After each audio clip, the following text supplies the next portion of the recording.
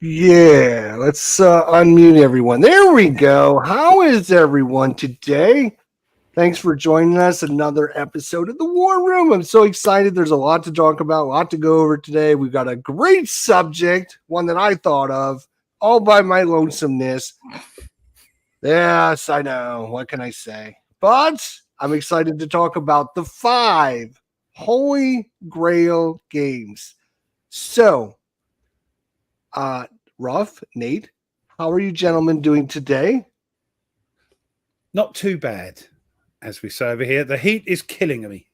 Not used to it over here, but it's nice. The sun's out. I'm just got the fan on. It's we're having our summer. We've got our sort of week and a half of summer, so we're making the most of it. But yeah, so it feels like Spain over there. Not hot, no, not quite as hot as Spain. It's but it's a different heat over here to Spain, which is sort of can be drier. We have a very humid heat. It's like down your part of the world, Jess. It's very. I was going to say it sounds like Florida to me. Yeah, I was going to say it's like what's the Deliverance? It's like Deliverance, you know. It's very hot and humid. So, but yeah, apart from that, been a busy week all round. Sunday, of course, we had the Wolf Pack. And then Tuesday, me, Tony, and Mike played a non-war game from the Hexplore It series, and 3 hours we played it, and it hasn't finished yet.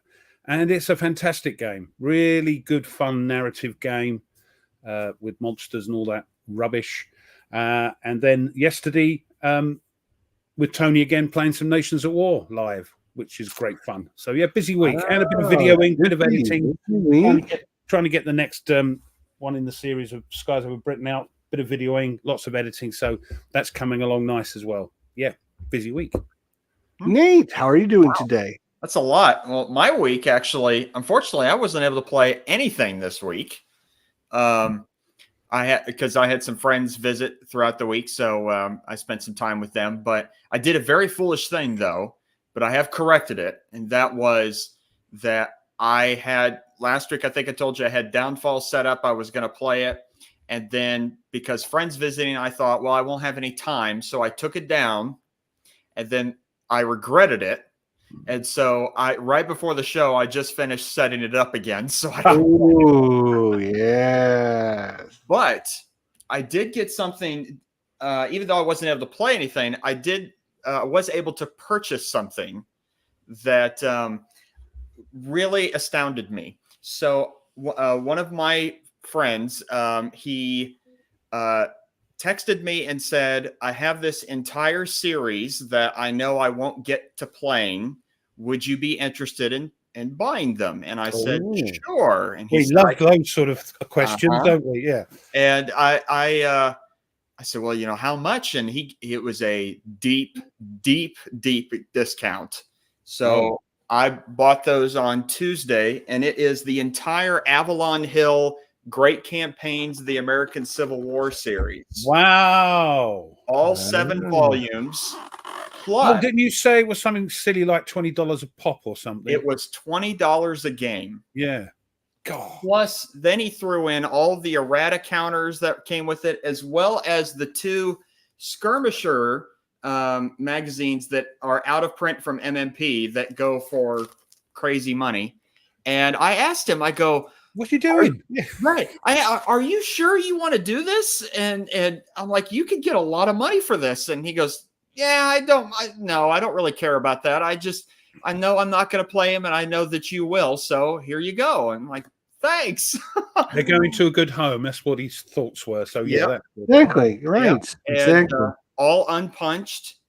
And wow. I mean, yeah, it's just you got a good deal there. Very good deal. Very excited to break these out and play them. You're gonna be doing a lot of Civil War stuff now. We'll see. I got some games on the backlog I need to finish first. Like maybe get over World War I for a change. Get that out your system. Jester, how have you been? I've been great. I've been really good. Actually, now that I think about it, it's a down week. It was a down week for me, but that's beside the point. We did have Wolfpack last week. It was great. Had a good time with that. And where is it? I got my new Atlantic Chase in. Look at that. I got my new Atlantic Chase. So if you guys don't know, last week we did our 5 videos or 5 games that we would trade out of our collection. And one of the games that I talked about was Atlantic Chase. After the show, somebody emailed me and was like, "Hey, I saw the show. Great show." By the way, I passed on the the good comments he had to say about it. And he's like, "Hey, I noticed that you said that you don't want Atlantic Chase. I got Spoons later. Would you be interested in a trade?" So we did. So I got this. No more Atlantic Chase. I can take that off my list now. I think who's got the better deal? I don't know. Yeah, I think so. Well, I mean, that's right. Yeah, Nerd Workshop, a new box for Atlantic Chase. Yeah. So you just swap the box. I mean, I've got it as well, of course. I've got it as well, and all the expansions, which have to go into a separate box because they won't go in the box. There's so much, with DVG.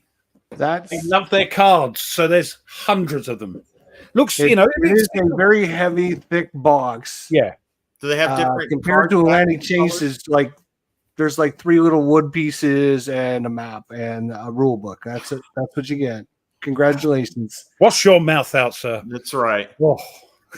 I knew I was going to get it today. That's right. Does Spurns later have different colored backs on the cards? Are they all the same? I don't know. I haven't even.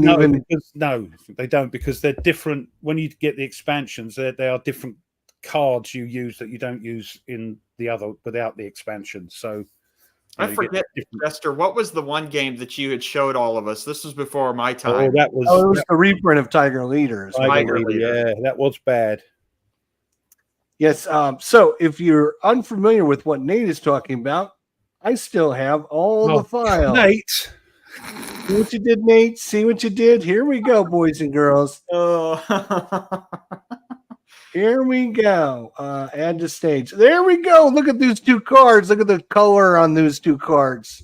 Oh, they're the same, aren't they? I'm colorblind. They look fine to me. Look pretty good, don't they? What about these 2? You see any color variation between these 2 cards? That's a little bit subtle for me. Because I was told by DVG that having a variation in your color is expected, but it's just a normal printing process. There's going to be some variations. So you don't see any variations between those 2 cards, do you? I mean, they look exactly alike. One's supposed to be the Germans, and the one's supposed to be Soviets. It almost looks like it because the way that's look at that. Well, you couldn't tell which one are the expansion cards, could you?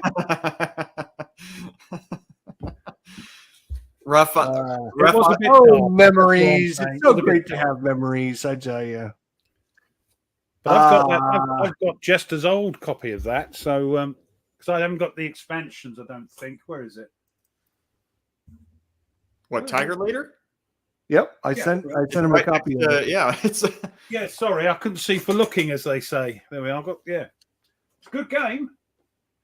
I'm going to actually be playing that again sometime pretty soon. It's a good. I like when you're playing solo. Sometimes you want dice chuckers and you want just get the narrative up. Yeah, they're good games. Like Nations at War, dice chucking fun. I don't know a single DVG game. Well, you will, and we're going to start seeing them on your shelf, won't we? Well, because your closet's going to be filled up with Civil War games now, right? Or maybe GCACW will end up. Yeah, you're going to have to take some books down when that other thing's. So the topic today, boys, 5 Holy Grail games. We're talking about games that are in print that have already been printed. These are games that if you had $5,000 and you could say to somebody, I want your copy of Case Blue or whatever. Was this topic easy for you to do, or was this a difficult process? That's all I want to know. I don't want to know anything else. Just, was it easy or hard? Because I think that's interesting discussion. For me, hard. What? Okay. Because I haven't got a lot of games that are in that Grail category. Oh, see, that's a different way to think of it. Okay. Yeah. I'm happy what I got. I haven't Why got was it hard for you, Nate? because there's too many. There's too many on my Yeah. Grail list. Oh, see, we are so Right. different Yeah. because I was the exact opposite. I couldn't find ones that I didn't have. It was super hard. I'm like you know, oh, I Wait. got it. Oh, I got it. Oh, I got it. Oh, I got it. Or I don't want it. You know what? Things Well, like because I have only like 100 and some odd games. You got like 1,300 of them, so of course there's you a have good them. chance it's going to have it. But even things like Case Blue, I didn't pick because there's no way. Even if I could afford it, there's no way I'm going to play it. Because it's huge. Mm-hmm. Well, this was me referencing money is no option. You just won the lottery. You got $1 million, and you're like, hey, I got $1 million. I'm going to go buy the games that I've been waiting to get. Is that And it's interesting. Nate found it really hard because there was just too many games he wants. I found it too hard because I couldn't find the games. And Nate found, or Ruff thought it was hard because Because it's games I either can't play or whatever. I was thinking World in Flames, but Wow. I never play it.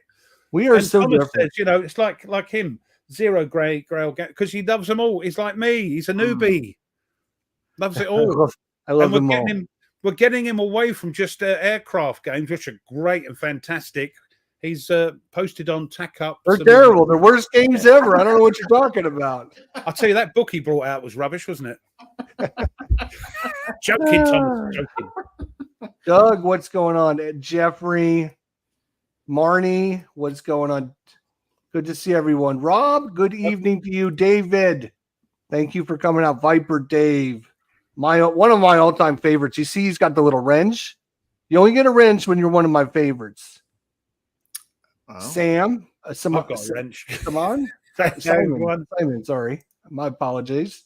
Steven, what's going on? Richard, good to see you. Stuka, Hey, Spitfire Joe. he's flying again in this Patrol 3 I'm recording at the moment. Is he flying with Nate? Yeah, have I actually flown Let- anything yet? You're flying in this patrol. I'm saying Oh. nothing because things have happened already. It's crazy. Yeah, I've probably ended up in the fate box and just like crashed. Well, you'll have to wait and see. I take off. Somebody has already, and we haven't even got to the raid yet. Somebody has already ended up in the fate box. I'm saying. Oh, there's no one of my more. faves. Nerd Workshop. How you doing? Mike, Butter Jelly. Are we playing tomorrow, Butter Jelly? They were asking me if we were playing because nobody emailed. I was busy getting yelled at work, so I couldn't do anything this week. Coy, what's going on? Paul, good to see you. Oh, Edward, Meandering Mike, good to see you. Gareth. Garth, Phoenix. Oh, hey, I should mention. I don't know if you guys are available. 8:00 Eastern Standard Time. What time is that over there, Ruff? 1 a.m. If you're up at 1:00, you can't sleep. You're like, what should I do? You should come and watch because me and Phoenix Knight are going to be going over the rules, how to play, and deck building for Arkham Horror, the living card game. Yeah, I got into that, and then I thought, no, they bring them out. All these, I've got the first two. I think I've got the core game and the first two.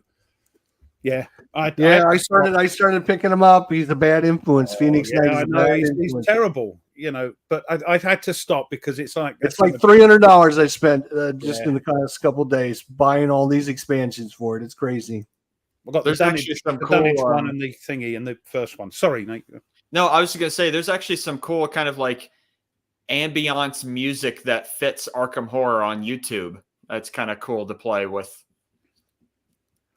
Thunder on the Mississippi? I don't know, actually. That's the GCACW Oh, I was for going to say, it sounds like Vicksburg. American Civil War. Oh, that's one that I'm not. That's one that I'm I not don't know. doing. I'll have to look that up. Oh, that's a great one. I saw your pictures. You're doing a I've got to great, get that out awesome job. Awesome many job. games to play that I want to play. Jester got the better deal. Thank you, Coy. Thank you, buddy. Thank you, buddy. Good. Nordic Made it. Good to see you, Nordic.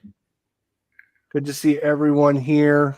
Yeah, some great pictures. Speaking of posting and your pictures and stuff, how is your 10-game challenge coming along? We teased this last week. We've actually got, hang on for this, boys and girls. We got a logo. Are you ready? Don't forget lock and load. Oh, cheers! Yes. You would have to do that when I don't have a drink. Thanks. That's That's why all I right. You can get one. Oh, that's just mean. That's just mean. Here we go. How do you change one of your games from your Attack Up Facebook 10-game challenge? We're going to give you the information on how to do that. We're going to do it now. We'll do it at the closing as well, just so people know what we're talking about. And it's a limit of one, is it? There's a limit of one Shame. and only one. You can only do one. I don't know how many times I'm going to say this. I've got only one. I don't know, as big and as bold as I can possibly make it. And I'm sure people are going to be like, well, does that mean I can do it several times? No. You can change one game.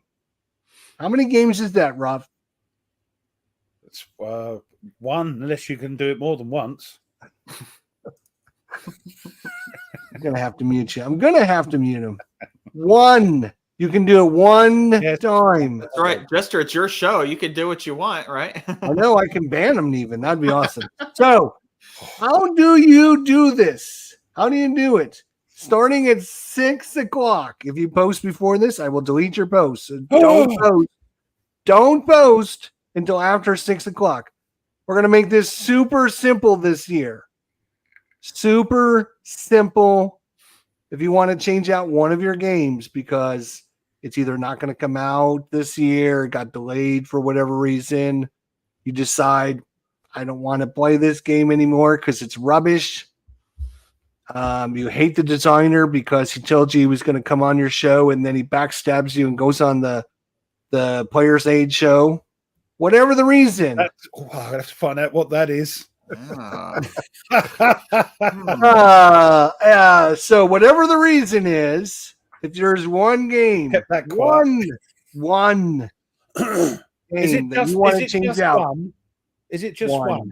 Right. Just one. All you have to do, very simple, starting at 6 o'clock, not before 6, starting at 6. Anytime after 6 is fine. But so I can do it now before the show is over. Yeah, you can do it now. It's past 20 6. past 9. 20 past 9. Yeah. Okay, so I should probably change that from instead of 6 o'clock. You have to wait until the show is over before posting this. 11 p.m. or nice because early when I finish the show, I'm going to go to the Facebook group, and anyone that had posted is going to be deleted and probably banned. Oh, come on now. You can't. We're not like the GMT Facebook page. We haven't got thousands. We've only got 300 or so. That's right. You can't ban people. We haven't got that many to muck about with. We need more. Ooh, 0 of 0 done. I see he's doing well this year. Yeah, he's a good advert, isn't he? Yeah, really good. All right, for those of you who have actually put some effort in this year, thank you for doing that. We've got a lot of games to give away. I've done 5 this year. See, I was late. I can't even be part of the challenge. I was late. Well, whose fault is that? Oh, it's definitely Ruff's. Of course. Yeah, I know. All right. Yeah, well, so if you want to change out a game, all you have to do is post after the show on the Facebook group. And you got to simply post a subject that you would like our show to be about. That's all you have to do. I would like the subject of the War Room to be X, Y, and Z. And if you get 10 people to like it, your post, then you can change the game out. Do you have to put what game you're changing from and the game you're changing to? As just you should put that in there as a comment on your video or on your post. You will eventually list and say, okay, because I got 10 likes, I'm going to change out this game for this game. Or so that's all you have to do. Change this change this game out for this game, and my subject for the war room is this. It's interesting. Then you can see what they're trying to change, what the subject is. Yep. Give me 10 likes, you rotters. Stipulation. There's only two rules on this. Rule number one is if somebody posts a subject, you can't just copy what they just said because that would be dumb. So if somebody says, hey, I would like your subject to be about airplanes because we know how much Ruff loves his airplanes. If you were the first one to post that and we decide and you get 10 people to like it, then you can change on a game. So that's all you have to do. Stipulation should be at least the topics for rather than just say, can you talk about ships within the spirit of the show itself, as opposed to I would like you all to talk about basket weaving and clay modeling. Yeah. You won't even see these posts because I will ban those people and just delete them. A topic of discussion about That's right. Topic of discussion, yes, for the war room. If you don't know what that is, I'm sorry for you. Am I giving away Race for Moscow? It's a possibility. That expansion. It's on my list. It's on my list to go. I got a whole list of things that are going. So, by the way, Jester, did you see Mike's comment that he's planning on playing tomorrow with or without us? Oh, I did not see that. Let me go back. And Nerd was planning on playing as well. Okay, Nerd is coming. Good. All right. Yeah, we will plan it, but here's the caveat. I don't know if you guys have noticed the weather around the area. We are supposed to be having a huge storm. I'm going to call it a summer storm. It's not a hurricane, but it's a pretty big one coming in tomorrow at about 10 o'clock in the morning. So if for some reason I don't have power, you're on your own. But we will plan on it. I have an important question. If you have one game that is a playbook that is so bad that you cannot set up the game with it and no errata, can I sub that one out and still get another one? I know which game he's talking about because I have it as well. So is that one game, Ruff? I'm not sure. It's one game, yeah. I think, is it Banish All Their Fears, Nordic? It's got to be that. Yeah. Okay. If you have a game and you don't want to play it, participate in the challenge. Because we would like to have at the end of the year, we would like to have at least 30 people complete the challenge this year. Because we have so many games to give away, we would love to share them with you guys. They're gathering dust. Yeah, here you go, Jester. He can only sub that out if from Christoph, only if it's not Paris. There you go. If it's not Paris, sure. That's right. So Norik's got to get Knock Paris in order to swap out Banish. Who's got a copy? Who's got a copy for sale? I know somebody that does. I do have a backup generator. Yes, but that's not going to help. It's not going to help with having the power in the house when they don't have a cable or internet or anything. So,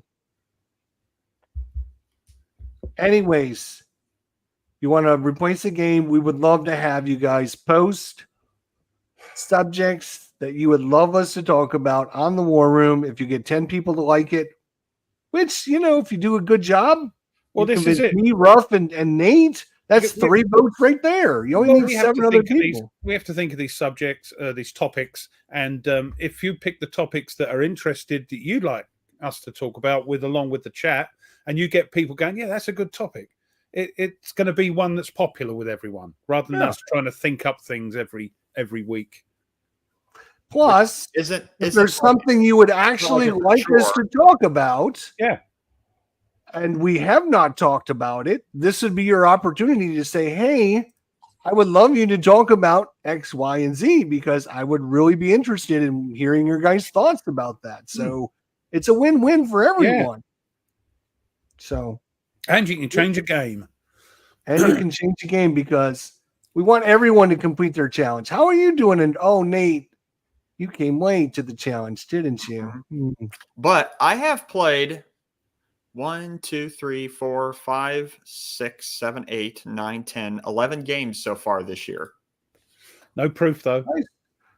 So if you'd have had those 10 on your list, Yeah. I have You'd be pictures done. of all of them, but I If haven't. you've got pickies, if you've got pickies, put them on the tack up thing, and that's the proof. that's right. Mm. That's good. That's good, Nate. I mean, look at my list and see what I've done this year. I've done 5, so that's better than last year. Then there's Jester with like he's done at least 300 every week. I'm not there yet. I'm only at 293. Oh, Darn it. But I mean, as Ruff says, you do 300. I only do 3, but I do them in quality. how many unique games though? Like different games. I will tell you if you're interested and want to know. I can tell you. I am interested. Oh yeah, really? Well, but see, I don't know. I believe you that you're playing all these games, but I'm curious of how can you do them so quickly? Of He plays them badly. I somehow I feel There like we that's go. true. Forget the rule book. We'll just set it up and play. Yeah. So I've got to go back to the beginning of the year. So starting January 1st today, August 3rd, I'm going to go by game. I have a total of I've played Fall Classic Baseball 18 times. I've played Marvel Champions 18 times. Does it tell me how many games I've played? Yeah, Nordica. Yeah, I think he plays. You play a lot of smaller games, so they're absolutely easier. absolutely. And there's nothing wrong with that, but No. but I mean, like we're playing Explore It, the latest one, and 3 hours in, and we're just scratching the surface. It's it's Right. it plays great solo, but plays great multiplayer because you're bouncing off each other. You're playing each playing a character. I've got an ogre, so it goes around thumping things. It's good. Speaking of characters, I got my copy of I Napoleon. Recently, yes, got mine here. I'm excited to get that out and play at some point. This is it. I got, I'm thoroughly enjoying Skies Over Britain, but it's taking so long to video because of time. Also, because when you video, I want to zoom in because I'm not doing it live. I can say, let's go, and we go over to the sort of squadron map, or we go over to the interception map, or we zoom down on the bomber formation, and that just takes time, and that's it. Yeah. But it's still a fantastic game, in my opinion. And I'm thinking, I've got to play. I can't wait when we get Glorious Chance out and see the battle that never was. It's ships, planes and ships, and tanks, and Do you have a game set up that you're just playing like without videoing it? I haven't got the room now because if you could see all this is covered in games and boxes. This was my secondary table that I pushed the monitor back and had this, and I could get a game out and just faff around with it. And you can't move further into the lounge. I could go onto the dining table because it's a sort of lounge diner here. We've got a dining table here as well. But that wouldn't go down well at all. No, she puts up with a lot, bless her, Mrs. R. But no. And my son seems to have taken over the room upstairs for his music. So the one that you were the one that I wanted for my den, yeah. Okay. Yeah. Still, it's slowly getting cleared, but he's sort of up there now with his guitars and nonsense, and which is great. I can't stop him to do that. But yeah, so it's a chug along. It's a chug along. Yeah, it's great. I don't mind. I'm thoroughly enjoying myself, but I can't bring out videos every week. When well, because you want them to be quality, good quality, as good best lighting. I can with the crappy equipment I've got. That's what I want to do. When I first started 5 years ago, I was doing 2 a week. Right. But the quality, if you look back on them, Yeah, it's over the shoulder and it's an oblique angle and all that. I didn't Right. have all the stand and that. So yes, I think you've got to try and improve all the time what you Yeah. do. So yes, Okay. I actually have an answer for you now. It took me a little bit. Edward's comment is funny. why do I look like a worried World War One officer? Oh, peering over the table. That's what it's like, Edward. It's look. It's here. It's here. It's here. I have played 55 games at least twice, and I've played a total of 146 games so far this year. Doug has a question. Which leader game? He doesn't have any of them. No, not that one. Do I? Just mid-table. The one above. Oh, this one? Sorry. Yeah. Which leader game would you suggest? I don't own any of them. Okay. Which one would you recommend, bruv? Well, if you like Pacific-y stuff, Corsair Leader's a good one. If you want something a bit more crunchy, let's get them down because I've been told off for not showing them. If you like the Pacific stuff, Corsair Leader, not too difficult. Lots of counters, lots and lots of cards. If you want something a bit more crunchy, we've got B17 Leader. Takes up a heck of a lot of space. As you know, if you've got this, it's a big footprint, bit crunchy because it's not a Dan Verson designed game. This is Dean Brown who designs for them and does something. It's one that did Spruance Leader as well. There's Spruance Leader if you want, like. Oh, good. I'm so happy to hear that because my favorite is this one. Not so politically correct at the moment, but it's a great game because of the different type of aircraft. You've got aircraft ranging from props all the way through to jets in this game. So the missions, depending on what year you pick, lots of different years. Do you have Sherman Leader? I haven't got Sherman Leader, no. If you like tanks, get Tiger Leader. There's tons of them. They're not cheap, but what do you like? I think there's more air ones than there are land ones. Yeah, I mean, you've also got, if you want to play the baddies, you've got Zero Leader, Chuck Seegert version of Corsair Leader. And I think that's it. And Tiger Leader, yeah. But they're all solo and Blue Twin says Wing Leader. But that's not a leader game. That's not a leader game.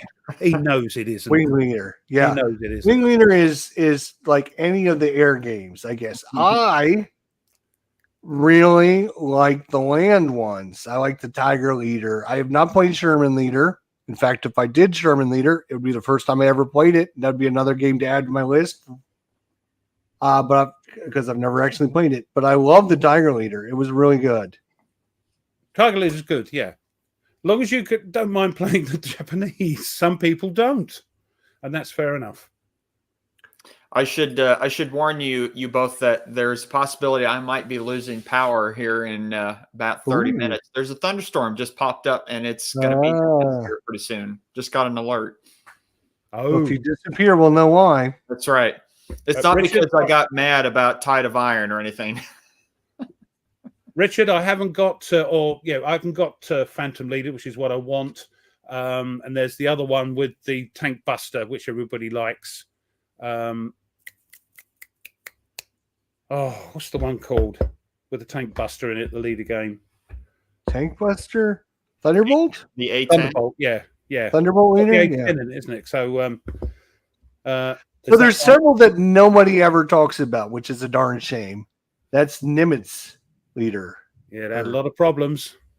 Oh. It was a reprint. How could it possibly have problems? All got problems, I hear. I don't know. I think Phoenix Knight. Was it Phoenix Knight that got it out and was trying to play it? And, is there a different channel? Huh? Is there a submarine leader? Yeah, there's you what do they call it? Yes. And, that was my freebie that I got for Kickstartering it. We got a free leader game. Well, that was one of the choices. And it was it U-boat leader? Is it U-boat leader? There's Gato leader as well, isn't there? Yeah, Gato. Maybe it's just Gato. I forget the name of it. Yeah, you're right. There is a German one though. I'm pretty sure. Clown Yeah, car you, leader. you There you vote go. leader. Yeah, you Gareth's got them. Yeah. Band leader. Yes, he had. Get What's back in going there. on? Good to see you, buddy. Good Yeah, to see good, you. good to see you. I really like this is just me now. I spent a lot of time playing the actual Tiger leader. And unfortunately, nobody views these videos because at the time, you remember what was going on, Ruff? I Oh, was having you had internet. It was the internet delayed. kept going in and out, so like all the sound doesn't match with what's Yeah. going on. He was throwing You'll the see me dice. rolling the dice, You and throw like the 5 dice, and seconds then 30 later, seconds yeah. later, you'd hear the So nobody sound. watches the videos. So I've been saying for years and years I was going to go back and redo that because there was an internet issue that was going on. And I'm surprised these people know what plane that is, Tweez. Thomas would know. oh, there is a U-boat and Gator leader. Okay. Defiant leader. See, us aircraft nuts think that's quite funny. Anyway, I think this might be an unpopular, but I think the land ones are better done than the air ones. I find the air ones to be a little, what's the word I'm looking for? Area. That's right. They're too airy. They're too airy. Yeah, it just seems like they're just. Jester likes touching grass. Touch grass, you know. It is an odd plane Nordic, yeah.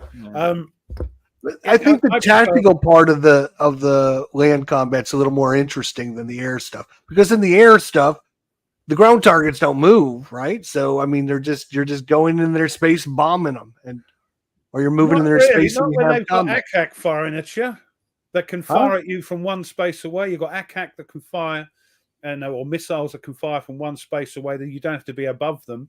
It's good. I prefer the air ones because I do like my aircraft, and I like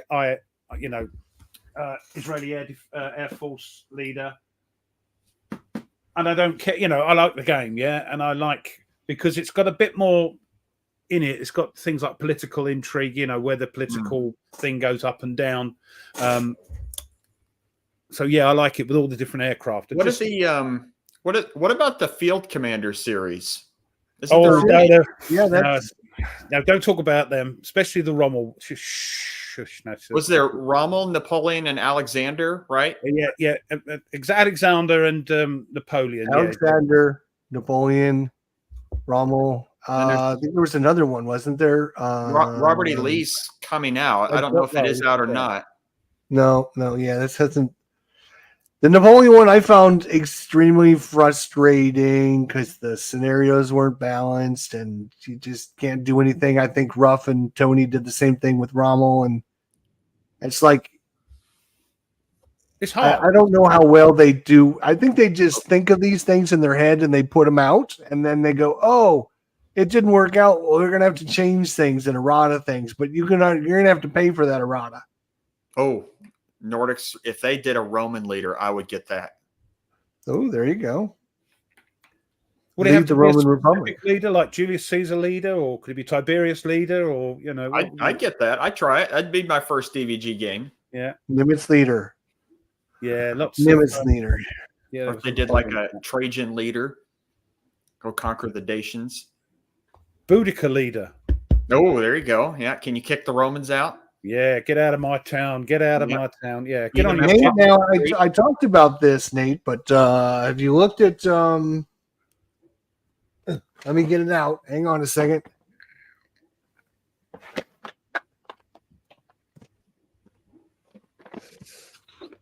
Nerd played. Very plastic. Yeah. You can play many of your old-fashioned civilizations: Carthage, Celts, the Greeks, the Macedonians, the Persians, the Romans, the Syrians, and the Vikings, all in this one box. But it's a Euro. It is a Euro card game, is what it is. What do you mean? Forget it. Come on, we're on the war room. It's not the Euro room. Yeah, and we're out of here. We're not in that anymore. That's right. Nerdy says he's had no problem. What did you play on Tuesday? That was a fantasy war game called. It was a fantasy war game. I got it. Yes. I got you. Yeah, there Let we me go. see There it. we go, meandering Mike. Yeah, if there's a Nero game, it's called Fiddle Leader. Yeah, Fiddle Leader, yeah. Is it getting hot in here? Or is it just me? Was one of his It's famous just you. lines. Valley and the Kings. Let's see. Valley of the Dead King. I've ordered. Interesting enough, it doesn't have a war rating on that. Does Ruff. it not? Oh dear! Mm. But there's no. You don't have to sort of grow crops in it, so that's so it's not a Euro. You It's don't not a grab no Ameritrash. crop from this either. It's not a Ameritrash game. So Euro Trash. No, I don't. It's an American company. But yeah, it's just a great game. Going around exploring, doing missions and things, and killing the blood collectors. You've got to go and kill the blood collectors because they're destroying the villages, collecting the blood for the big evil boss you've got to destroy at the end. Yes, good fun. But the same nerd didn't have any trouble with Field Commander Nimitz. He said he was okay with it, so that might be okay to get. Yeah, RPG in a box, as Mike says. RPG in a box, yeah. I mean, I played that. You played the Dead King one, haven't you? Valley of the Dead King. Yeah. It was good. It was I found it much better I found an app you can keep track of all your character information so you're not constantly like swiping your hand across it. See, I'm left-handed. Yeah, and I have that problem. Every time I write something down on these little, what do they call those boards? Dry whiteboards, yeah. Dry whiteboards, right? Dry Your hand just goes over what you just write and it just smears. So it's like, yeah. Yeah, I mean, we played on a TTS module. It's fantastic. Oh, yeah, I guess they're nasty. They're not nice Red Cross. No, they're nasty. Collected all the blood from the villages. No, I'm saying no. When it first came out, I think there was some problems. The second edition, it's better, I think, but I haven't played it, so I can't comment. Which game is he talking about? Nimitz. Oh, Nimitz. Okay. Oh. I'd like to try that again sometime. I would like to try it. Stuka actually has a video series on the original game, so you can go and learn the basics and then play. The biggest problem, here's the biggest problem, what I think most people don't like, is you got a stack of ships and it's literally like you might have a space that has like 18, 25 ships in it. And you're rolling for those ships to find out where they move to. And so you have to keep track of which ships you roll for, who's moving where, and how they stack them up is a part of the issue, I think. You can't just like go, oh, I'm just going to take these three, because like your aircraft carrier has to have so many ships that'll protect it and stuff. Right. I mean, common sense rules, but it's like a lot of work just to get ships to move from one zone to the next zone. Do you know which one I'd get if it came out? Stuka suggested it. Fantastic. Benedict Arnold leader. That would be, he knew what side his bread was buttered. Oh my gosh. Speaking of Stukas, Ruff, have you played your Stuka game yet? Now that you got the corrected stuff?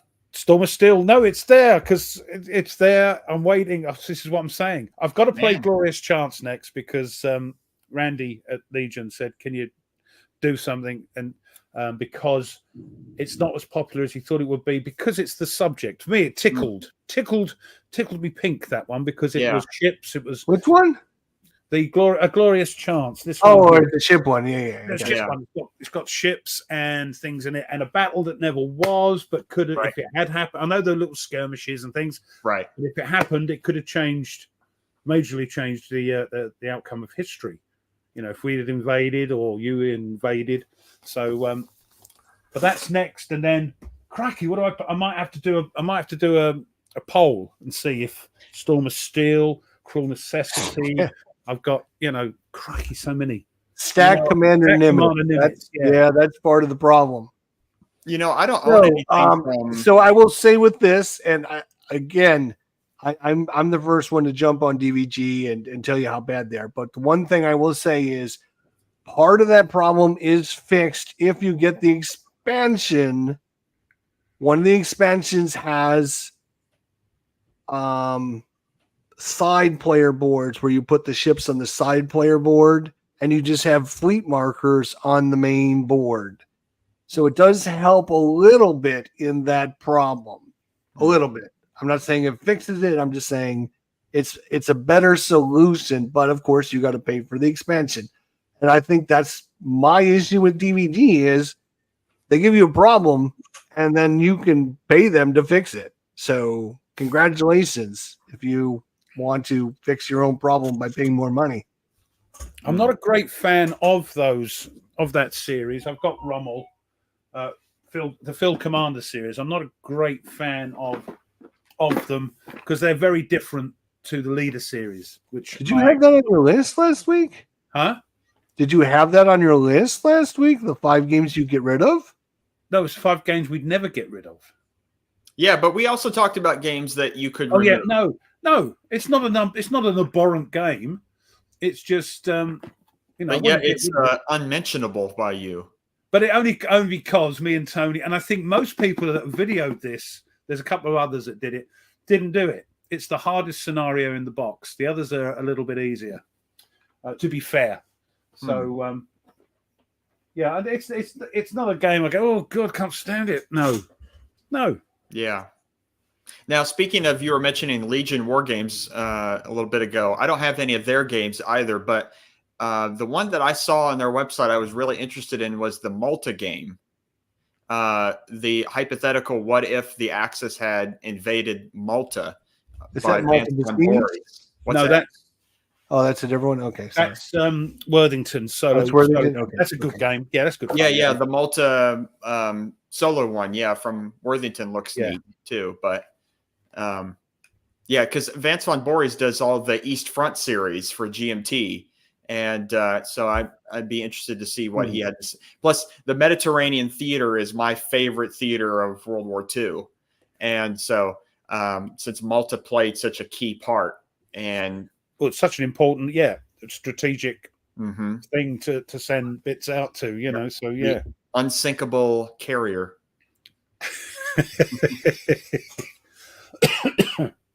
Yes, the unsinkable carrier. So, mind you, they went through it, you know, and that's why they got a medal. Yeah, King George's cross. Yeah, it's the only country, if you like, got a medal. Yeah, and with their 3 planes, was it just Faith, Hope, and Glory? Faith, Hope, and Charity. Faith, Hope, and Charity. Yeah. Yep. They're 3 planes. Gloucester biplanes. Yeah, crikey, they went through it. They went through it. Of course, it helped them for a while that the Italian aircraft couldn't hit anything.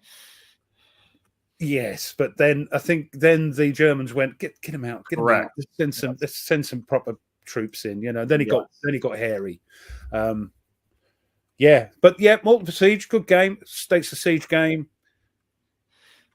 Nordic. You know what I just realized, bro? You know what I just realized, bro? Invasion Malta. That's it. The Legion game. Yes. Sorry. Yes.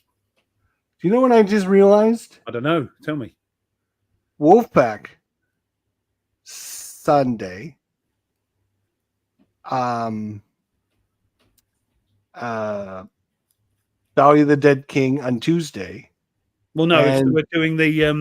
You're doing the other one. You're doing the Murza Noctis. The vampire. Murza Noctis. Okay, so that was. I couldn't remember the name, so I was just. Yeah, no, that's. And then you played Nations at War. You did 3 live streams in 1 week. That's crazy, isn't it? Crazy. I know this. I was just thinking, oh my god, he's going to have to take a month off. I'm going to have a lie. I had to have a lie down in the dark room and get over it. But yeah, no, it was great fun. Busy. Wow, I love it. That's. And then on Wednesday, I think I'm rubbing off on you a little bit. Don't do be filthy. And the and then on Wednesday, I was supposed to play through practice with Tweez. That didn't happen because I'm having second thoughts about the game, and we just sat and chatted for a couple of hours. So yeah, I was not a live stream, but live as well. She went live and just had a chat, live chats. People love that stuff. Well, we were just chatting, so it wasn't live, but you should have. You should have just said, you know what, let's go live and just see what we can just have a mini war room. Well, we're calling it not the war room. The peaceful room. Yeah, there'll be no fighting in the war room. Yeah. Did I do 360 last week on my subjects? For some reason, I'm thinking it was 360. I don't. 360 down to 351. Well, we'll soon know when you do it. We'll go, we know these, unless they've changed. Well, if you could put in the comments, what's the name of the podcast that you found? That seems really cool. Using games as an extra to teach history. What's that? What's he talking about? He found a YouTube podcast with a historian who's using games in class. I did that when I was teaching high school world history class. I used a computer game and asked the students to refight ancient battles. That was fun.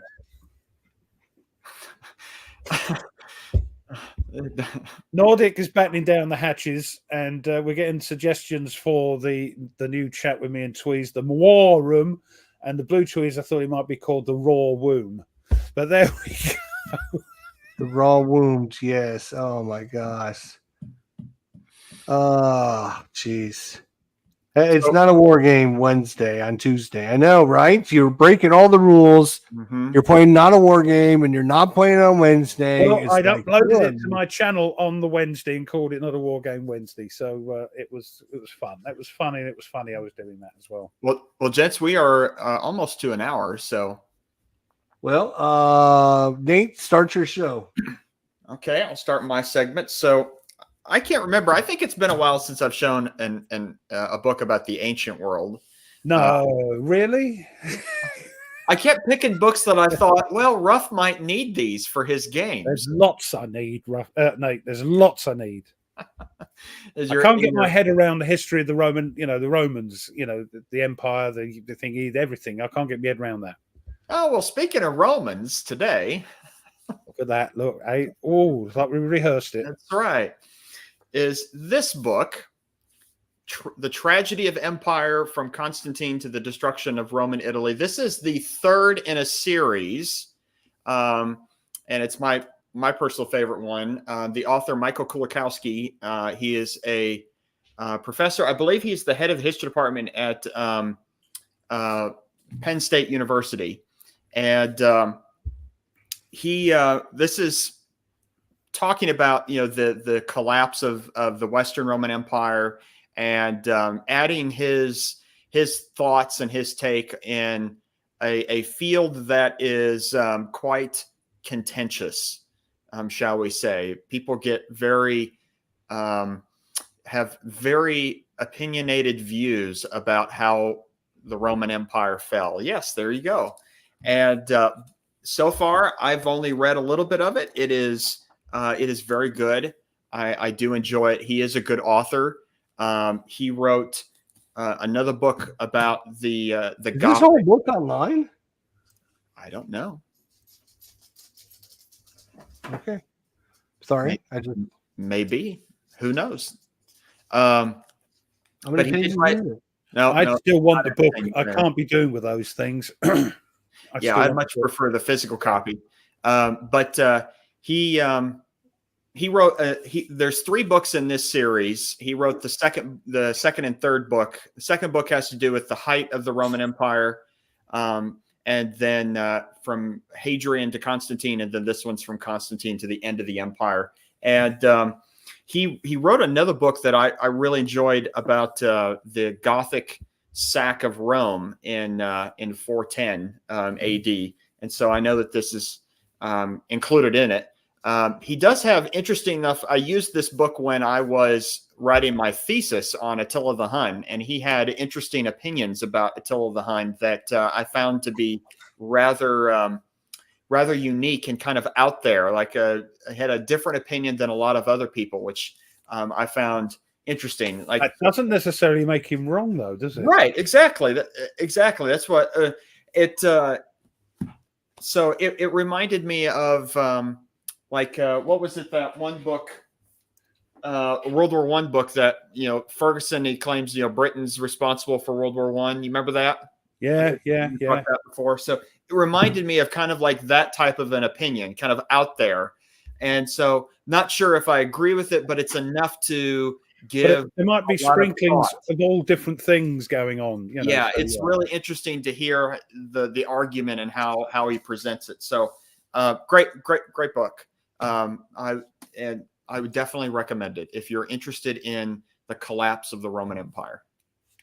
So that's late Roman, is it? Very late? Late Romans. Right up to the end of it. Goodbye. Yes. Yep. Late Romans. And then the thingies took over, didn't they? They're at the gates. Correct. The barbarians. The barbarians, that's the word. Yeah. The Ostrogoths, the Visigoths, the Vandals, the Franks, the Burgundians, the Lombards. Sounds like Britain, you know, when they all turned against us. You know, you got the French, Spanish, you know, oh dear, oh Lord. Yeah. Well, I mean, Britain. There was the native Britons there, and then the Anglo-Saxons and the Jutes came, and then yeah. And the Welsh say that they're descended from the native Britons, the Romano-British, and that Welsh today is a version of what the original language was. At least that's what they claim. Well, yeah. It's too many L's in it for my liking. I'm joking. I actually showed a friend of there's a town in Wales that has something like 30 letters in it. Oh, and it ends in go. Oh, yeah. That's it. Yeah. And I showed there's a video of a but it's a story. It's a story about the place. It tells you exactly what's there, you know. Right. Are you done, Nate? I just want to make sure you're done. That's all. Are you done? Right. Okay. Are you done? Because it's time for history. Oh, blimey. Correct. British history time. Yeah, we got a lot of it. You see, that's the problem. European and British history. Yes. Oh, wait a minute. That's a good point. Hang on. I got to change it. Where airplanes?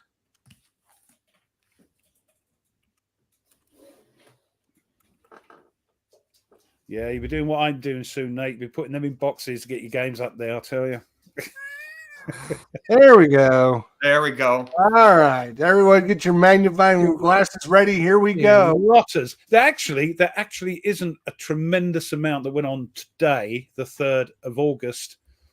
We start in 1645, the 30 Years' War.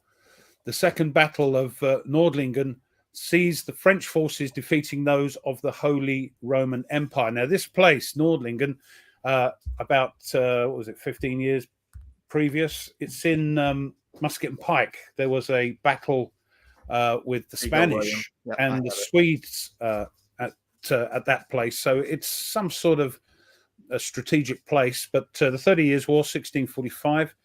Then we whiz to 1861. Over your part of the world, Secretary of the Navy Gideon Wells calls for designers to submit plans for ironclad warships to the Navy Department. The design by inventor John Ericsson is chosen for USS Monitor. We've all heard of that, a revolutionary armored ship carrying her guns in a rotating turret. Holy cow, Jester! He has American history here. I do. When you've got it, it's so sort of rare. It's like hen's teeth, you know. It's that happens on the day, because that might be one of your books or one of your games you just got, Nate. That's right. It might be in here. Yeah. So I carry on. Have you stopped having a pop at poor old Ruff? Here we go. Have you finished yet? Not yet. 1914. World War I, it'd be years before you're involved in that. Germany declares war against France when Germany invades Belgium, while Romania declares its neutrality. And even though this is to do with you guys as well, even though it's nothing to do with war as such, it concerns our favorite Austrian painter who was a bit annoyed at this, because in 1936, today, Jesse Owens wins the 100-meter dash, defeating Ralph Metcalfe, another black runner, at the Berlin Olympics. He wasn't too pleased, but well done, Jesse. And then 1940, World War II, Italian forces begin the invasion of British Somaliland. The Italian invasion of British Somaliland started today until the 19th of August 1940, was part of the East African campaign, in which Italian, Eritrean, and Somali forces of fascist Italy entered the Somaliland Protectorate and defeated its garrison of British, Commonwealth, and colonial forces supported by Somali irregulars. What are you laughing at? You're so there you go. Well, according to that book, we did, didn't we, Nate? Oh, good one, Hissy. Good one. Oh my God. Yeah, that's too funny. I'm sorry. I didn't mean to interrupt you. I apologize. It's not my fault. It's you don't. No, you don't. Anyway, the British defeat was supported by Somali The irregulars. invasion of British Somaliland. Oh, shush. The Italian victory was based on mobility and speed, but was hampered by the terrain, rainy weather, and British resistance. The British defeat, though, was controversial and the beginning of a deterioration in relations between General Archibald Wavell, the theatre commander, his subordinates, and Prime Minister Winston Churchill, which ended in Wavell being superseded by Claude Auchinleck in July 1941. Glad you remembered. I did it on purpose last week and you pulled me up. But anyway, 1945, here we go. This is interesting. The first flight of the Kyushu J7W Shinden. What is that, you're asking? Let me show you. Get your magnifying glasses. Yeah, here we go. Wait a minute. Let's get this. Oh, let's get that out. Hold on. Look at that. We need that out. We need that. We need share screen. Share screen. Window. No, where's it gone? Chrome tab. Is that it there? Yeah.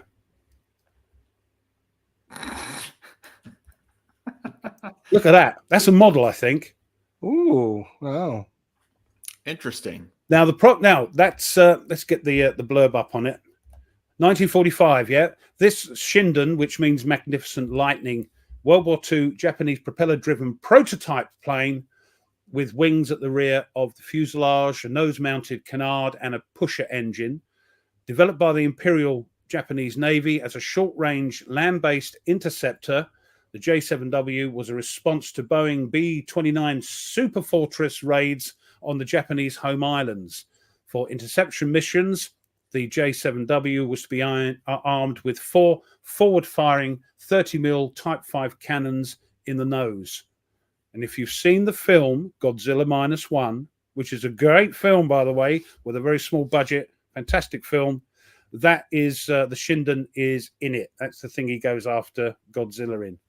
So it was expected to be a highly maneuverable interceptor, but only 2 prototypes were finished before the end of the war. A jet engine powered version was considered, but never reached the drawing board. So we can get rid of that. And 1954. Now, this is funny. This is the first flight of the Rolls-Royce thrust measuring rig. What is that, you ask? I'll tell you. Let's get that up.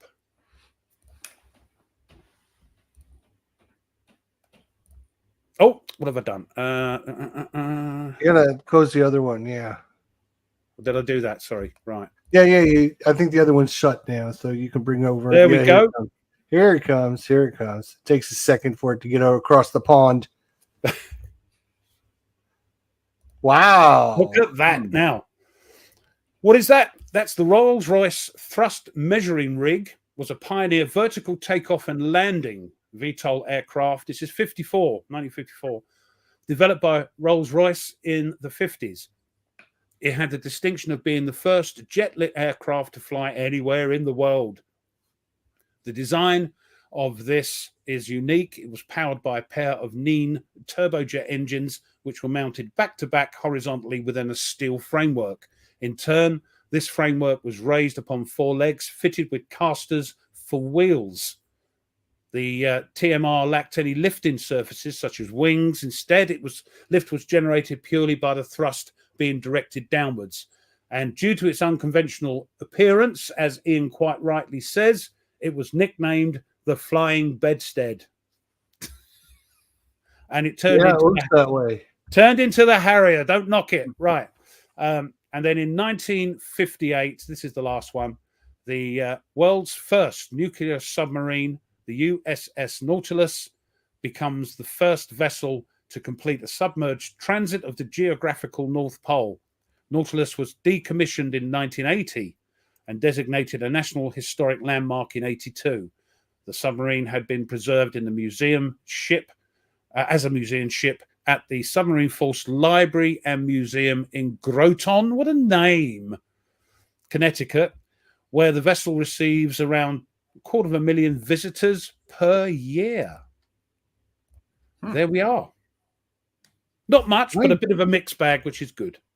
Well, the start of World War One's pretty big. Well, according to that book, that's who we started it. Yeah, nothing to do with Ferdinand. No.